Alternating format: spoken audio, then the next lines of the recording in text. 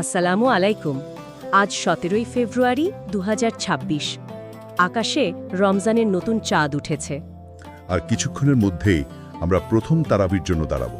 ঠিক, এই রাতটার মধ্যে একটা অন্যরকম পবিত্রতা আছে, তাই না? একটা নতুন করে শুরু করার অনুভূতি। ঠিক তাই, একটা আধ্যাত্মিক যাত্রার শুরু। আর এই যাত্রার প্রথম ধাপ হলো পবিত্র কোরআনের প্রথম পারা, যা আজ রাতের তারাবিতে তেলাওয়াত করা হবে, মানে সূরা আল বাকারার প্রথম 141টি আয়াত। আর আমাদের আজকের এই আলোচনাটা ঠিক সেই নিয়েই। আমরা চেয়েছি যে মসজিদে ইমাম সাহেবের পেছনে দাঁড়িয়ে আয়াতগুলো শোনার আগে এর মূল বার্তাগুলো যদি একটু সহজভাবে বুঝে নেওয়া যায়। হ্যাঁ, এটা খুবই ভালো একটা উদ্যোগ, কারণ আয়াতগুলোর প্রেক্ষাপট বা মূল বার্তা জানা থাকলে নামাজে মনোযোগ অনেক বেড়ে যায়। একদম। তো এই পাড়ার শুরুতে কাদের কথা বলা হয়েছে, মানবজাতির সূচনা কিভাবে হলো, আর অতীতের জাতিদের কাছ থেকে আমাদের জন্যই বা কী শিক্ষা রয়েছে, এগুলোই আজ আমরা আমাদের হাতে থাকা সোর্সগুলোর আলোকে বিশদভাবে জানার চেষ্টা করব। আমাদের আজকের আলোচনার উদ্দেশ্যও ঠিক এটাই, আয়াতগুলোর গভীরে প্রবেশ করা, যাতে আজকের রাতের নামাজটা আমাদের জন্য আরও বেশি অর্থবহ হয়ে ওঠে। তাহলে চলুন শুরু করা যাক। কোরআনের শুরুটা কিন্তু খুবই অন্যরকম। কোনো ভূমিকা বা লেখকের পরিচিতি ছাড়াই সরাসরি বলা হচ্ছে আলিফ লাম মিম। হ্যাঁ, এরপরই বলা হচ্ছে এই সেই কিতাব যাতে কোনো সন্দেহ নেই। এবং ঠিক তার পরেই একটা নির্দিষ্ট গোষ্ঠীর কথা বলা হচ্ছে যে এটি মুত্তাকিদের জন্য পথপ্রদর্শক। আমার প্রশ্নটা হলো, শুরুতেই কেন একটি বিশেষ শ্রেণীর কথা বলা হলো? কারা এই মুত্তাকি? এটা খুবই গুরুত্বপূর্ণ একটা পয়েন্ট। সোর্স অনুযায়ী কোরআন শুরুতেই তার পাঠক বা শ্রোতাকে একরকম নির্দিষ্ট করে দিচ্ছে। আচ্ছা, মানে এটা যেন বলছে এই বই থেকে তারাই সবচেয়ে বেশি উপকৃত হবে যাদের মধ্যে কিছু মৌলিক গুণাবলী আগে থেকেই আছে। এই গুণাবলীকেই তাকুয়া বলা হয়েছে। আর যাদের এই গুণ আছে তারাই মুত্তাকি। একদম। আর আয়াতগুলোতে মুত্তাকিদের 3টি প্রধান গুণের কথা কিন্তু খুব সুস্পষ্টভাবে উল্লেখ করা হয়েছে। সেই গুণগুলো কি কি, আর কেনই বা এগুলোকে এত মৌলিক বলা হচ্ছে? প্রথমত, তারা গায়েব বা অদৃশ্যে বিশ্বাস করে, মানে যা আমরা আমাদের পঞ্চেন্দ্রিয় দিয়ে সরাসরি দেখতে বা অনুভব করতে পারি না। যেমন আল্লাহ, ফেরেশতা, পরকাল, এই বিষয়গুলো। ঠিক, এটা হলো বিশ্বাসের মূল ভিত্তি। দ্বিতীয়ত, তারা সালাত বা নামাজ কায়েম করে। এখানে কায়েম করে শব্দটা খুব গুরুত্বপূর্ণ, তাই না? শুধু নামাজ পড়া বলা হয়নি। হ্যাঁ, চমৎকার একটা পর্যবেক্ষণ। কায়েম করার অর্থ হলো নামাজকে জীবনের একটা অবিচ্ছেদ্য অংশ হিসেবে প্রতিষ্ঠা করা, যা তাদের আল্লাহর সাথে একটা জীবন্ত সংযোগ তৈরি করে দেয়। আর তৃতীয়টা? আর তৃতীয়ত, আল্লাহ তাদের যে রিজিক বা সম্পদ দিয়েছেন তা থেকে তারা ব্যয় করে। এই তৃতীয় বিষয়টা খুব আকর্ষণীয়। এটা কি শুধু টাকা পয়সা বা জাকাত সৎকার কথা বলছে? না, এর পরিসর আসলে আরও অনেক ব্যাপক। এটা শুধু অর্থ নয়, হতে পারে জ্ঞান, সময় বা আপনার কোনো সামর্থ্য। আচ্ছা, এর মূল বার্তাটা হলো আমরা যা কিছুর মালিক তা আসলে আল্লাহর পক্ষ থেকে পাওয়া আমানত। এই সম্পদকে আঁকড়ে না ধরে সমাজের কল্যাণে ব্যয় করার মানসিকতাই হলো তাকওয়ার একটা বড় চিহ্ন। তার মানে অদৃশ্যে বিশ্বাস, আল্লাহর সাথে সংযোগ আর সৃষ্টির প্রতি দায়িত্ব, এই তিনটি হলো মুত্তাকির মূল পরিচয়। একদম। এই 3টি গুণ হলো কোরআন থেকে হেদায়েত পাওয়ার চাবি, একটা আধ্যাত্মিক পূর্বশর্তের মতো। যার মধ্যে এই ভিত্তিটুকু আছে, কোরআন তার জন্যে পথ প্রদর্শকের কাজ করবে। ঠিক। আর এরপরেই কিন্তু কোরআন মানবজাতিকে তাদের বিশ্বাস আর আচরণের ভিত্তিতে 3টি প্রধান দলে ভাগ করে ফেলে। এই বিভাজনটা খুব মনস্তাত্ত্বিক। হ্যাঁ, এখানে এসে মনে হয় যেন পুরো মানব সমাজকে একটা আয়নার সামনে দাঁড় করানো হয়েছে। প্রথম দুটি দল তো বেশি স্পষ্ট, মুমিন বা বিশ্বাসী, আর কাফের বা অবিশ্বাসী। বিশ্বাস করা বা না করা, এই দুটি অবস্থান তো বোঝা যায়। কিন্তু এই তৃতীয় দলটি, মানে মুনাফিক বা ভণ্ড, তাদের প্রতি কোরআনের এত মনোযোগ দেওয়ার কারণ কি? তারা এতটা বিপজ্জনক কেন? আপনার প্রশ্নটি এই অংশের মূল কথা। দেখুন, কাফের বা অবিশ্বাসীরা তাদের অবস্থান নিয়ে স্পষ্ট, তারা সরাসরি সত্যকে প্রত্যাখ্যান করে। রাইট। কিন্তু মুনাফিকরা হলো অদৃশ্য শত্রু। তারা মুসলমানদের দলেই মিশে থাকে, মুখে ঈমানের দাবি করে, কিন্তু অন্তরে থাকে অবিশ্বাস আর ষড়যন্ত্র। আচ্ছা, সোর্সগুলো বলছে কোরআন তাদের মনস্তাত্ত্বিক অবস্থার একটা খুবই দকিক চিত্র তুলে ধরে। যেমন তারা মনে করে যে তারা আল্লাহ এবং মুমিনদের ধোঁকা দিচ্ছে, কিন্তু আসলে তারা নিজেদেরই ধোঁকা দেয়। তার মানে তাদের বিপদটা দ্বিমুখী। একদিকে তারা ভেতর থেকে সমাজের ক্ষতি করছে, হ্যাঁ, আবার অন্যদিকে তারা নিজেদের জন্যও ক্ষতিকর, কারণ তারা সত্য আর মিথ্যার মধ্যে দোদুল্যমান থাকতে থাকতে আত্মপরিচয়টাই হারিয়ে ফেলে। ঠিক। এ কারণেই তো সূরা বাকারায় কাফেরদের বর্ণনা দেওয়া হয়েছে মাত্র 2টি আয়াতে, কিন্তু মুনাফিকদের বর্ণনা দেওয়া হয়েছে প্রায় 13টি আয়াতে। তার মানে সরাসরি অস্বীকার করার চেয়েও কপটতা একটা সুস্থ সমাজের জন্য অনেক বেশি ক্ষতিকর। অবশ্যই। এই 3টি শ্রেণীর বর্ণনা দেওয়ার পর কোরআনের আলোচনার মোড়টা ঘুরে যায়। এখানে আর মুমিন, কাফের বা মুনাফিকের বিভাজন নেই। বরং পুরো মানব জাতিকে সম্বোধন করা হচ্ছে। হ্যাঁ, তাদের কমন উৎসের কথা মনে করিয়ে দেওয়া হচ্ছে। এই পরিবর্তনটা কেন এত গুরুত্বপূর্ণ? এটা একটা অসাধারণ কৌশল। বিভাজনের কথা বলার পর কুরআন আমাদের সবাইকে আমাদের মূল পরিচয়ে ফিরিয়ে আনছে। মানে আমরা সবাই মানুষ। একদম। বলা হচ্ছে, হে মানব জাতি, তোমরা তোমাদের সেই প্রভুর ইবাদত করো যিনি তোমাদের এবং তোমাদের পূর্ববর্তীদের সৃষ্টি করেছেন। এটি একটি সার্বজনীন আহ্বান। আর এরপরেই আসছে সেই মহিমান্বিত ঘোষণা, যখন আল্লাহ ফেরেশতাদের বলছেন যে তিনি পৃথিবীতে একজন খলিফা নিয়োগ করতে চলেছেন। হ্যাঁ, খলিফা বা প্রতিনিধি। এই খলিফা শব্দটা আমরা প্রায়ই শুনি, কিন্তু এর আসল তাৎপর্য কি? এটা কি শুধুই শাসন করা বা ক্ষমতা বোঝায়? না, এর অর্থ তার চেয়ে অনেক গভীর। খলিফা শব্দটির মূল অর্থ হল প্রতিনিধি বা অভিভাবক। আচ্ছা, মানে মানুষকে পৃথিবীতে আল্লাহর আইন ও বিধান অনুযায়ী ন্যায় বিচার, শান্তি এবং ভারসাম্য প্রতিষ্ঠার দায়িত্ব দেওয়া হয়েছে। এটা একটা বিশাল আমানত।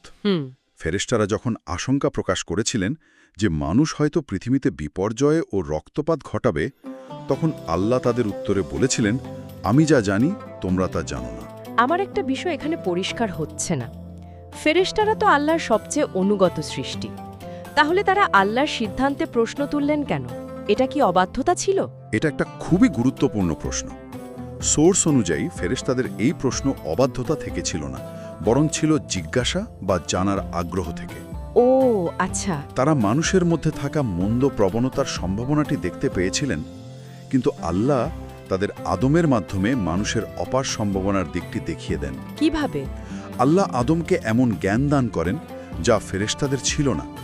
এর মাধ্যমে প্রমাণ হয় যে পৃথিবীতে খিলাফতের দায়িত্ব পালনের জন্য শুধু আনুগত্যই যথেষ্ট নয়, জ্ঞানেরও প্রয়োজন আছে। আর এরপরই আসে হযরত আদম আলাইসাল্লামকে সিজদা করার সেই বিখ্যাত নির্দেশ এবং ইবলিসের অহংকার। ঠিক। এই ঘটনাটি শুধু একটি ঐতিহাসিক বিবরণ নয়, এটি মানব অস্তিত্বের দুটি মৌলিক শক্তির প্রতীক।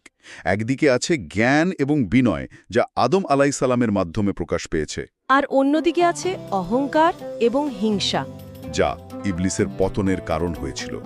সেই জ্ঞানের চেয়ে নিজের উৎসকে মানে আগুনকে বড় করে দেখেছিল।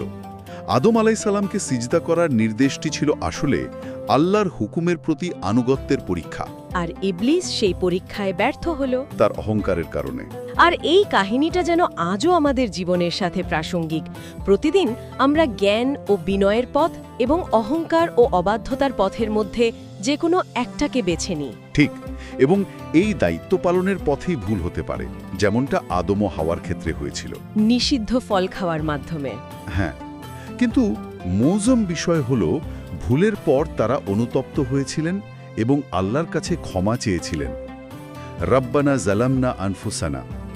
আল্লাহ তাদের ক্ষমা করে পৃথিবীতে তার প্রতিনিধি হিসাবে পাঠান।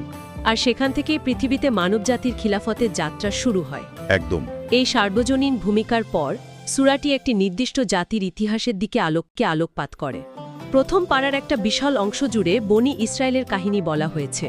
এখানে মানবজাতির সার্বজনীন গল্প থেকে হঠাৎ করে একটি নির্দিষ্ট গোষ্ঠীর দিকে ফোকাস করার কারণ কি? আমরা যদি এটিকে একটা বৃহত্তর প্রেক্ষাপটে দেখি, তাহলে দেখব এটা একটা যৌক্তিক প্রবাহ। প্রথমে বলা হলো মানুষের দায়িত্ব কি, মানে খিলাফত। তারপর একটা উদাহরণ দেওয়া হচ্ছে কিভাবে একটা জাতিকে এই দায়িত্ব ব্যাপকভাবে দেওয়া হয়েছিল এবং তারা সেই দায়িত্ব পালনে কেমন আচরণ করেছিল। বনি ইসরায়েলের ইতিহাস মুসলিম উম্মার জন্য একটা জীবন্ত কেস স্টাডি। আচ্ছা। তারা এমন একটা জাতি ছিল যাদেরকে আল্লাহ অগণিত নেয়ামত দিয়েছিলেন। ফেরাউনের অত্যাচার থেকে মুক্তি, আসমান থেকে মান্না সালুয়া খাবার। পাথর থেকে ঝর্ণা। হ্যাঁ, কিন্তু এত নেয়ামত পাওয়ার পরেও তারা বারবার অবাধ্য হয়েছিল। যেমন হযরত মুসা আলাইসাল্লাম যখন তুর পাহাড়ে গেলেন, তখন তারা একটা গোবৎস বানিয়ে তার পূজা শুরু করে দিল। এটা তো অবিশ্বাস্য মনে হয়। এখানেই মনস্তত্ত্বের বিষয়টি আসে। কুরআন শুধু একটা ইতিহাস বলছে না, বরং একটা মনস্তাত্ত্বিক প্যাটার্ন তুলে ধরছে। একটা জাতির আচরণের ধরন। হ্যাঁ, কিভাবে একটা জাতি নিয়ামত পেয়েও কৃতজ্ঞতার বদলে অহংকার আর আনুগত্যের বদলে প্রশ্ন আর অজুহাতের সংস্কৃতি তৈরি করে নিজেদের পতন ডেকে আনে, এটাই হলো মূল শিক্ষা। আর এখানেই তো সেই বিখ্যাত ঘটনাটি আসে, যার নামেই এই সূরার নামকরণ করা হয়েছে, আল বাকারা বা গাভী। ঘটনাটা ঠিক কী ছিল? ঘটনাটি ছিল এমন, বনি ইসরায়েলের মধ্যে একটি হত্যাকাণ্ড ঘটেছিল, কিন্তু হত্যাকারীকে খুঁজে পাওয়া যাচ্ছিল না। আচ্ছা। তখন তারা মুসা আলে এর কাছে আসে। আল্লাহ তাদের একটা গাভী জবাই করার নির্দেশ দেন। উদ্দেশ্য ছিল সেই গাভীর একটা অংশ দিয়ে মৃত ব্যক্তিকে আঘাত করলে সেই আল্লাহর হুকুমে জীবিত হয়ে হত্যাকারীর নাম বলে দেবে। একটা সহজ নির্দেশ, কিন্তু তারা কি সেটা পালন করেছিল? না, এখানেই তাদের মানসিকতার সমস্যাটি আবার প্রকাশ পায়। তারা নির্দেশটি সরলভাবে পালন না করে একের পর এক অপ্রয়োজনীয় প্রশ্ন করতে শুরু করে। যেমন, গাভীটি কেমন হবে, তার রং কি, সে কি কোনো কাজে ব্যবহৃত হয়? তাদের এই প্রশ্নগুলো কিন্তু জানার আগ্রহ থেকে ছিল না, বরং আদেশ পালনে গড়িমসি করার জন্য ছিল। ঠিক। তাদের এই অহেতুক প্রশ্নের কারণে আল্লাহ বিষয়টি তাদের জন্য ক্রমান্বয়ে কঠিন করে দেন। শেষ পর্যন্ত অনেক খোঁজাখুঁজির পর চড়া দামে একটা নির্দিষ্ট গাভী কিনে তারা জবাই করে। তাহলে এর আসল তাৎপর্যটা কি দাঁড়াচ্ছে? তাদের সমস্যাটা কি প্রশ্ন করার মধ্যে ছিল, নাকি প্রশ্নের পেছনের উদ্দেশ্যে? চমৎকার প্রশ্ন। সমস্যাটা প্রশ্ন করাই ছিল না, সমস্যা ছিল তাদের নিয়তে। জ্ঞানার্জনের জন্য প্রশ্ন করাকে ইসলাম উৎসাহিত করে, কিন্তু তাদের উদ্দেশ্য ছিল আল্লাহর আদেশকে জটিল করা, পাশ কাটানোর চেষ্টা করা। একদম। মূল শিক্ষাটি হল আল্লাহর আদেশকে প্রশ্নবিদ্ধ না করে সরল মনে গ্রহণ করা। এই ঘটনার পর কোরআন একটি ভয়ঙ্কর উপমা ব্যবহার করে। বলা হয়েছে তাদের অন্তর পাথরের মতো বা তার চেয়েও বেশি শক্ত হয়ে গিয়েছিল। কারণ পাথর থেকেও তো ঝর্ণা প্রবাহিত হয়। হ্যাঁ, কিন্তু তাদের অন্তর আল্লাহর ভয়ে বিগলিত হয় না। এটি আমাদের জন্য একটি বড় সতর্কবার্তা। এই দীর্ঘ ঐতিহাসিক পর্যালোচনার পর পাড়ার শেষ দিকে এসে কাহিনীর মোড় ঘুরে যায়।